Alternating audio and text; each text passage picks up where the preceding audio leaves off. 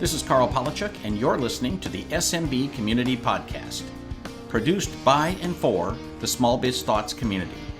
We're dedicated to making every IT professional a successful IT professional. Hey everybody, this is Carl. Welcome to another SMB Community Podcast. I'm joined today by Chris Weiser, who I've seen around the globe recently. Actually, 2 different countries this year. Yep. We were just in Montreal together. How are you today? Doing very well, sir. Thanks for having me.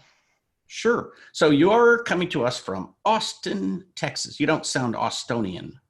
No, I'm actually from Wisconsin natively. So, I probably don't really sound Wisconsinite, I guess is probably the way you say that, Wisconsinian, whatever. Either. Well, and you can relate to this, the fact that we are both stage speakers, you get pretty accent independent, as probably the best, most politically correct term. But so I'm from Milwaukee. I had a large MSP up in the Milwaukee market, suburb of Milwaukee called Waukesha, and sold that MSP back in June of 2015 and relocated to Austin just to basically get out of winter. Right.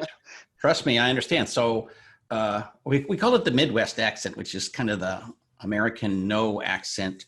I was born in North Dakota and raised in Washington State. And so and then I lived in Michigan for a long time. So I spent so much time in the snow. I've just decided I never have to do that again. Yep. I'm with you, man. It's not much fun.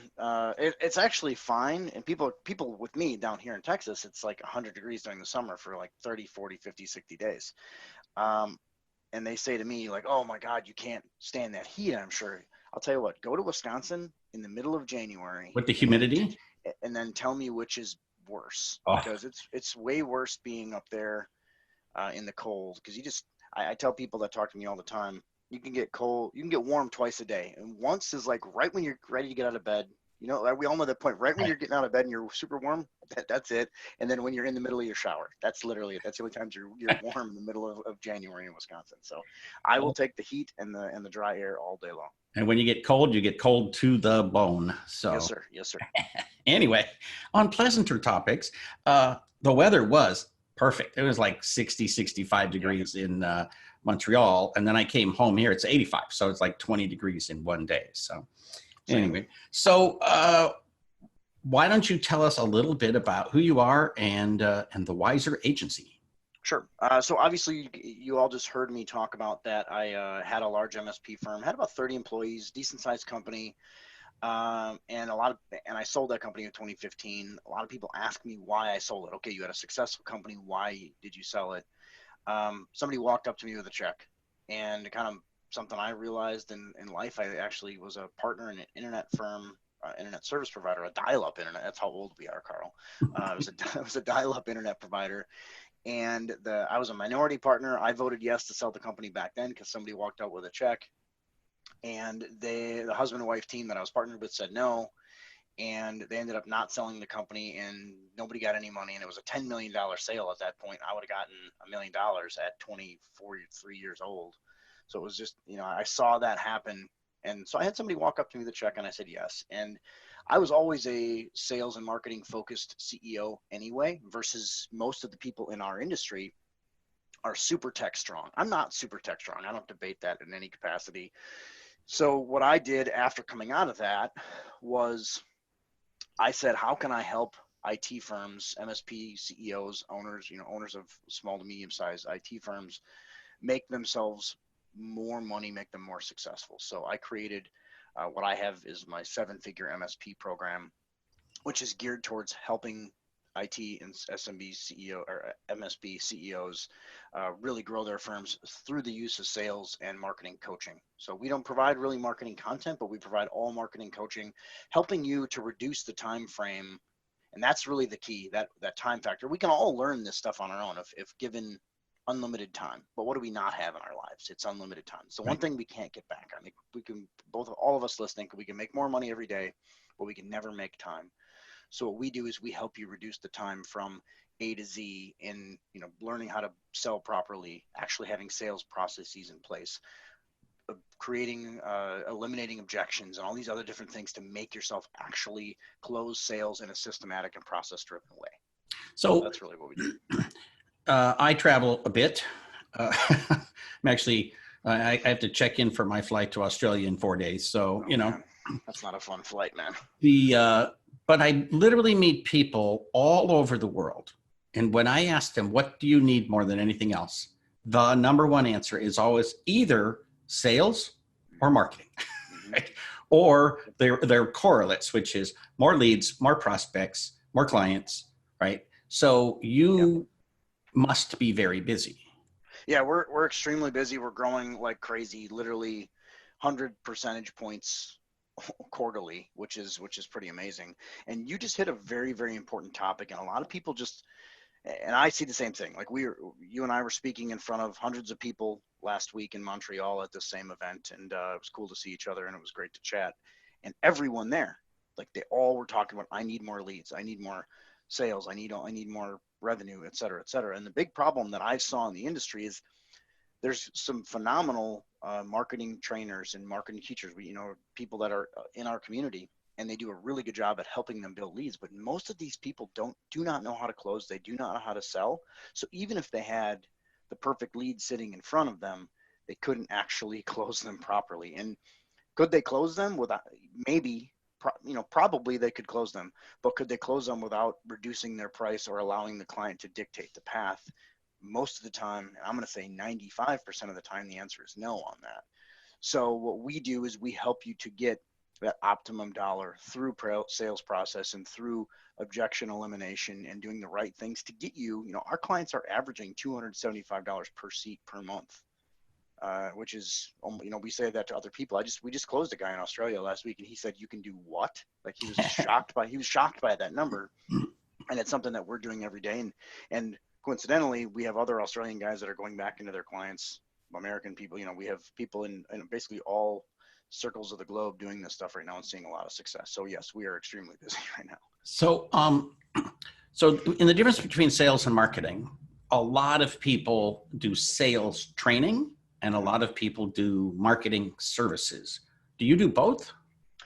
We don't necessarily deliver marketing services. We do a lot more coaching, and to me there's a big difference between sales training, because I can train certain people how to do stuff, but then you put them in the live environment and they're kind of lost and they don't necessarily know what to do. So we give them a forum, a community, tons of content. We do give some marketing content, not a ton. Our goal isn't to be a marketing content generator. But I also come in from the digital marketing and social media side. I'm very strong. Like my whole session last week when we saw each other in Montreal was on driving new leads to your pipeline using digital marketing strategies, specifically LinkedIn. So the whole concept of it is we focus on sales training, helping them charge. Our whole thing is making sure that they're charging the right amount for their services and packaging properly, and signing longer term agreements to make themselves long-term recurring value in their company. That's really what we do. And then we support it with other things, but we also encourage them to partner with other firms that provide a lot of that content as well. Right. Well, there's plenty of them. So, correct. It's interesting because it seems to me the biggest weakness that I sort of sense from partners is that they quickly run out of ways to deal with a client, and they think the client has the upper hand. And so rather than sit there silently and waiting for the client to respond, they say, what if I give you a break? What if I cut the price? And it just seems like a bad way to break the silence. Yeah, that's actually a really unique way of putting that, and I agree with you 100%. It's something that, well, and you think about, you get down to it, a lot of these people are not sales trained or sales coached in any capacity, and they see an objection, and their immediate remedy to the objection is either to bend on the service level, which we're going to talk about in a second here, because this is a whole nother level, a whole nother animal with today's world of cybersecurity and the risk that MSPs are facing, because they're reducing their system stack and reducing their services to try and accommodate the client and say, okay, I can charge less by giving you less services, but now I'm massively more at risk, right? Or they see it as, oh, I'll just reduce my price, or I'll just go month to month with you. And all you're doing is shooting yourself in the foot in every one of those cases, because you're not helping your business and you're actually not helping the client, because you're allowing them to to dictate things that they don't know. Imagine going into the doctor and saying, okay, I don't want to pay this for my cancer treatment. Well, I just want to do this small part because it's these conversations online, and it's so frustrating to me because I can't take the time to spend 20 minutes writing a lengthy, well thought out response to every stupid idea on the internet. But yeah. sometimes I see these forums, whether it's on Reddit or Facebook or whatever, where people say, oh, my client won't pay for support on the laptop. So we're not going to have antivirus and RMM on the laptops, but we will on the desktops. And it's like, oh my God, like how can you even consider doing this? It's just absurd to me. Well, and it's all, you think about what we just talked about. It's all coming down to, I don't have any other methods I don't have any other tools in my basket. So I'm going to allow them to dictate the process, and I'm going to let price be the number one differentiation point. And if that's the case, then you become a commodity, which means that your client has the upper hand in every capacity, and you might as well just stop. So those are things that we really work on. And the other thing, we haven't talked about this yet, but the other thing is that this is not, and this is where the having a regular coaching agreement and somebody that you can work with on a regular basis comes in, because this is not just something you say like, okay, I'm going to sell today. It's a mindset. You have to have a mindset of a sales focused organization that all has to come across the board from start to finish. And that's I said this on stage last week also, I did not have an MSP. I had a sales and marketing firm that delivered IT services, and that I can control. And if I'm good at driving leads and knowing how to close sales at the right dollar amount, I can do anything. Right? That's the mind. Cash flow solves all problems. It's an interesting point because I've often made this distinction to people that, if what you do is go out and sell an extra, whatever, $5,000, $2,000 contract every month, month after month after month, you are a sales organization, and you have to decide whether you're going to be focusing on tech or sales. And if you focus on tech, that's cool. Just know that you won't be making a $5,000 sale every month. Right. And so it's very well said. Very well said. And the problem is when you have 30 employees, it's fairly straightforward. Either the owner or a salesperson goes out and beats the street. But when you have 5 people, it's really hard for one person to spend all of their time doing sales. Yeah, although on the flip side of that, I think about when I started my MSP, we had no other avenues but to build an internal team. Now, 2019, 2020, we have a ton of avenues to outsource so much of the service delivery side. Obviously, choosing a proper partner for that is key, but there's so many avenues to actually, and we have multiple clients in my 7-figure MSP program that they are 1 to 2 person shops, and they're outsourcing all their dispatch. They're outsourcing all their help desk. Obviously, they have control over it. And, the most successful ones in my organization are actual 2-partner team, husband, wife. Most coincidentally, it just happens. I could never work with my wife. I would go crazy. She'd be the one that goes crazy, for the record. But he's running tech and she runs sales, or vice versa. And that's been working really, really well, even on the small level. And we have small 2-person shops doing $750,000 in sales and up. We have multiple that are doing over $1 million that are husband-wife teams, 2-person shops outsourcing all of the service delivery and they're real sales organizations. Now it's taken 6 to 9, 12 months to get there. Got a young woman named Jerry Morgan based in Denver. She's just killing it. Her and her husband Bill handles all the stuff. She is just killing it. And it's just awesome to see somebody come from a 1-person shop technically and turn into. And is that primarily delivering cloud services? Actually, they're delivering very, very little cloud. They're traditional managed services, but focusing on cybersecurity is where they're leading with cybersecurity and delivering a full suite of services that are top down, partnering with multiple cybersecurity vendors. And they have a virtual CISO on staff, Chief Information Security Officer that works for them. And it's working quite well.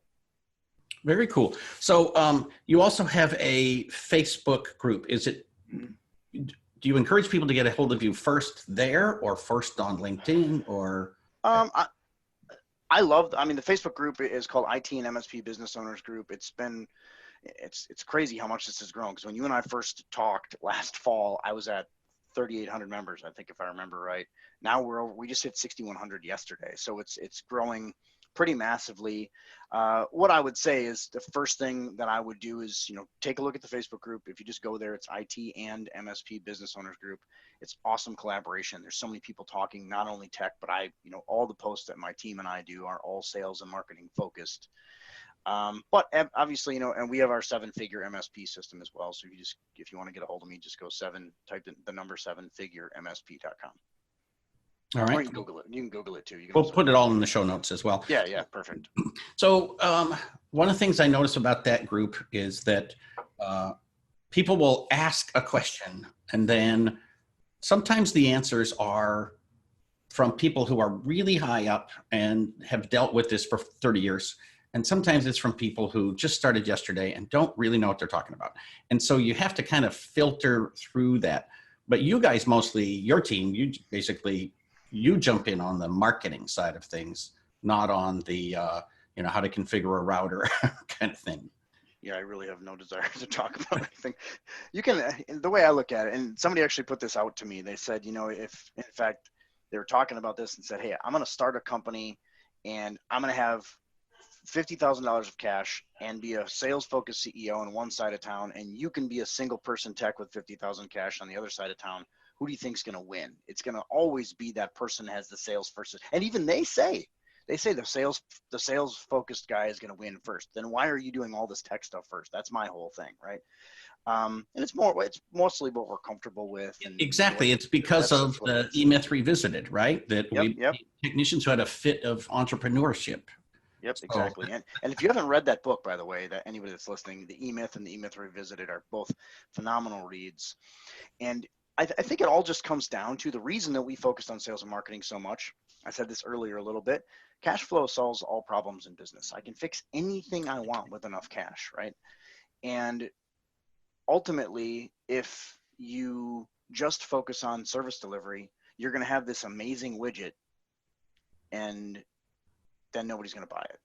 Versus go out and sell the widget first. And like my whole mindset, everything I do from start to finish, it goes all the way back to my IT days. My very first cloud deal that I sold was a $9,600 a month cloud deal. I didn't even have a partner yet, and I sold it. And keep in mind, this was 2010, and I sold a 4-server 200 user desktop deal in the cloud. Actually, I don't think it was that big at that time. I think it was 50 users in the cloud, but it was a terminal server based cloud environment and we sold it, and I knew it would work in theory.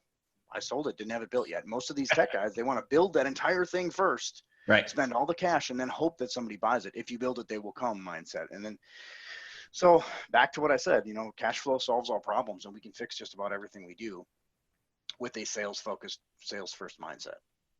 So when folks engage with you, do you do some assessment of like where they are, how they've worked in the past and try to fit into where they came from? Or do you say, nope, I got a system, here it is, do it my way or the highway? Yeah, kind of a combo of that. I mean, obviously we want to see where they stand.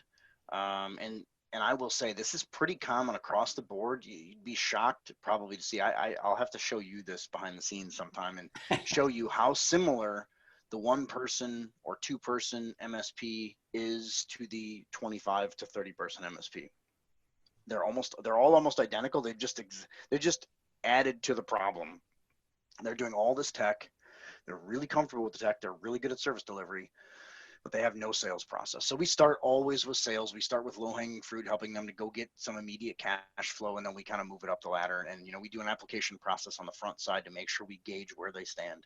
But then it turns into pretty much follow our process because we know it works and it's very proven. And I think out of 200 plus clients, we've only had like 1 or 2 that had that side of things in order. And even some of them, they weren't, they knew what they were supposed to do, but they weren't doing it consistently. And that's another major factor. That consistently and persistently doing things is a major factor that, marketing and sales works that way. If you don't do it that way, it doesn't work.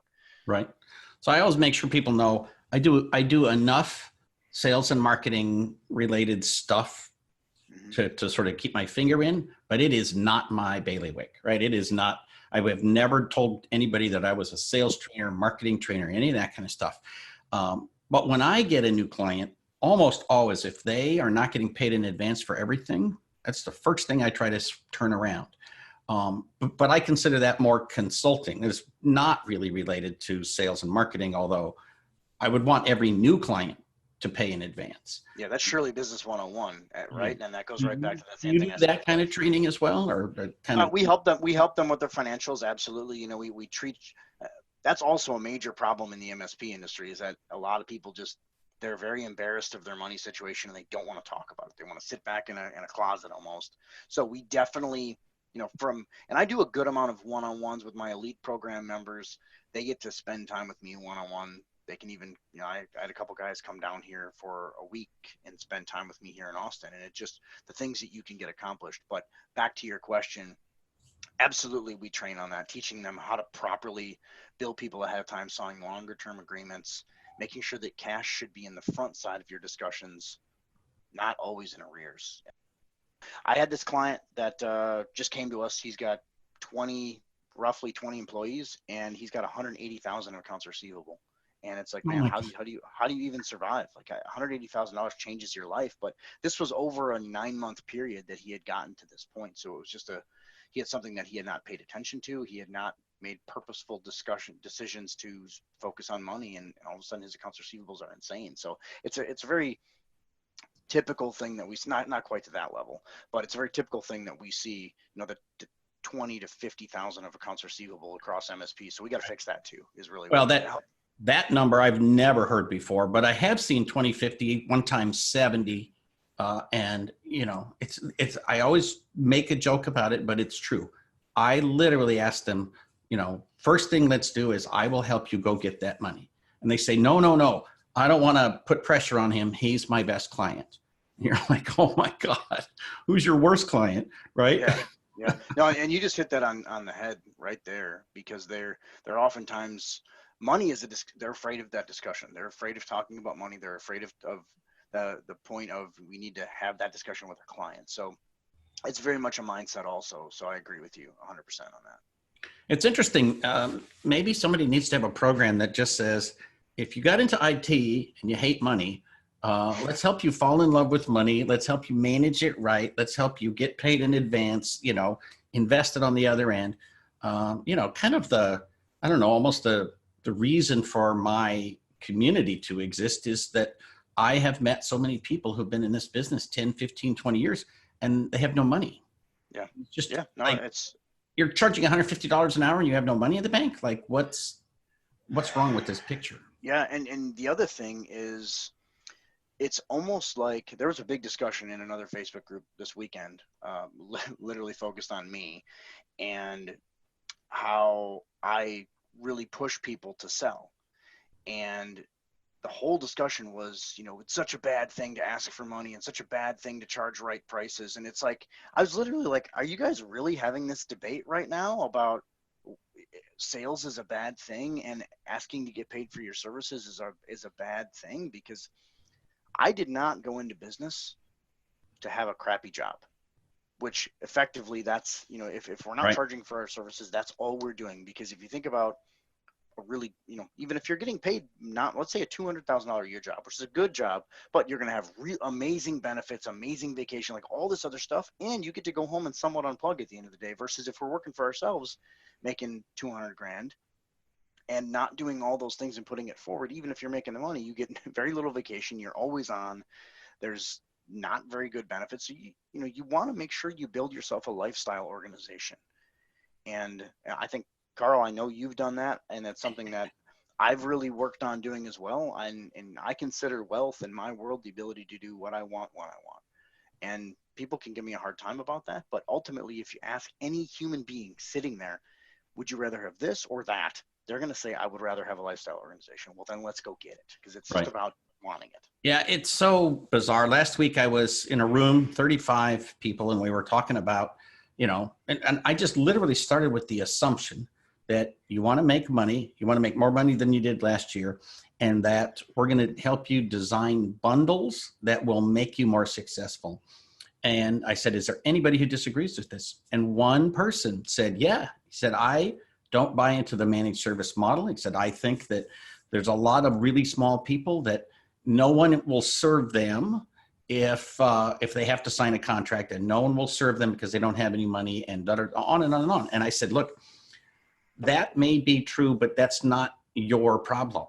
At the end of the day, mathematically, you cannot build a $2 million business selling by the hour.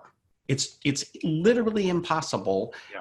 And so, at some point you have to leverage all the technology and all the opportunities and all the bundles. And, yes, there will be people that you can't serve, but somebody else will serve them. I promise you. Yeah. And it's also perfectly okay. Like there's nothing wrong with that. Right. Yeah. You're not bad for not serving those people. Absolutely not. And it's this issue that a lot of people have, especially the small entrepreneur has with money and addressing money and discussing money, and it becomes a personal limitation and something that you have to address head on. One of the best ways to do that is honestly read books. This is actually a great story really quick. I was watching CNN. My wife's grandfather lives with us and watches news networks all day. So a couple of weeks ago on a Sunday morning, CNN was on and they had a general on, United States general that was on, and they were asking him how he learns about all this stuff. He's like, I read a book a week, every single week. He's like, you're a general in the United States Army. Why are you reading so much? He said, and this was such a well-stated thing. He said, I only have so much time, and with unlimited time, I could learn everything. But by absorbing other people's knowledge, it massively reduces my time to learn. So he's reading constantly and evolving himself constantly. So we can get past all of this by learning and educating ourselves, and just do you have the discipline and do it, and you have the surroundings to do it. So that's kind of what we do in my coaching program too. It's all about educating yourself and taking yourself to the next step and being open to that. Well, and I'm a huge believer that we all have to be lifelong learners. Brian Tracy, the old sales trainer, Yep.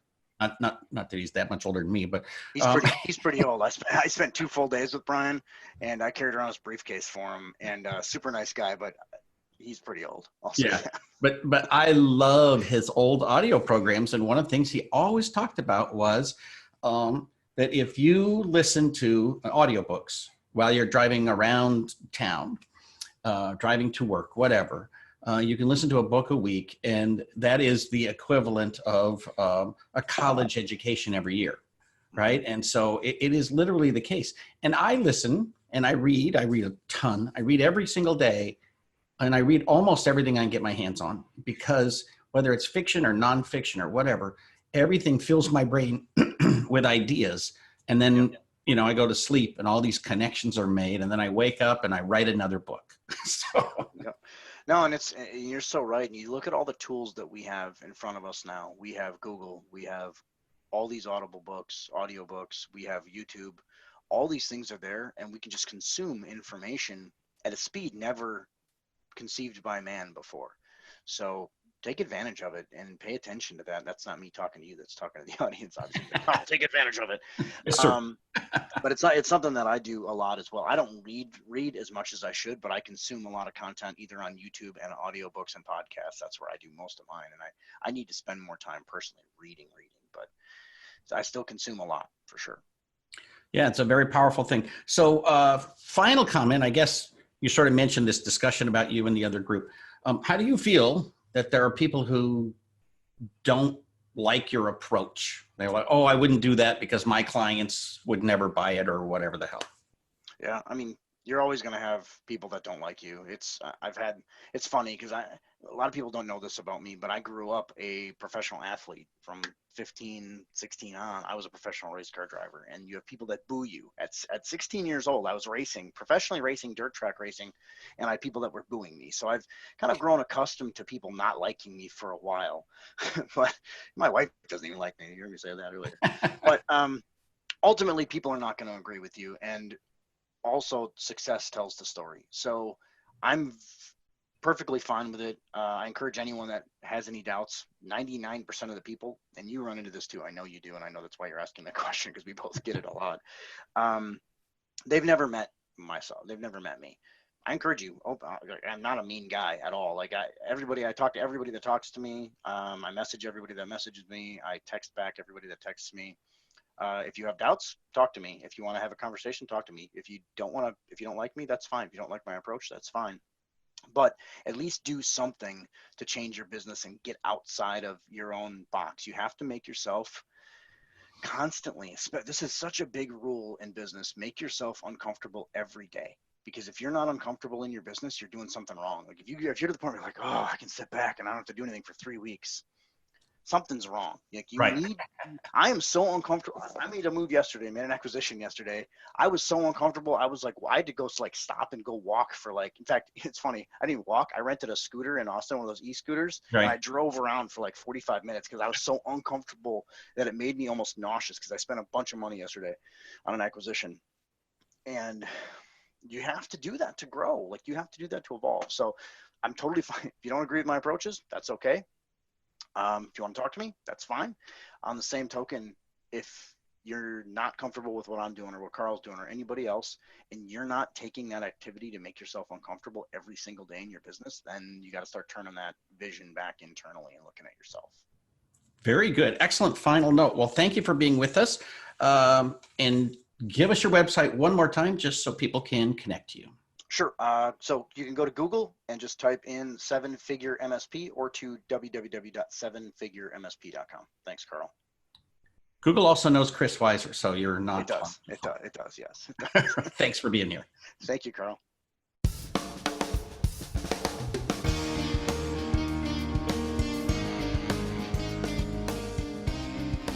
Thank you for tuning in to the SMB Community Podcast. If you found this useful, interesting, or fun, please subscribe, share with your friends, and give us a thumbs up on your favorite social media. Please check out the show notes at smbcommunitypodcast.com and give us your feedback.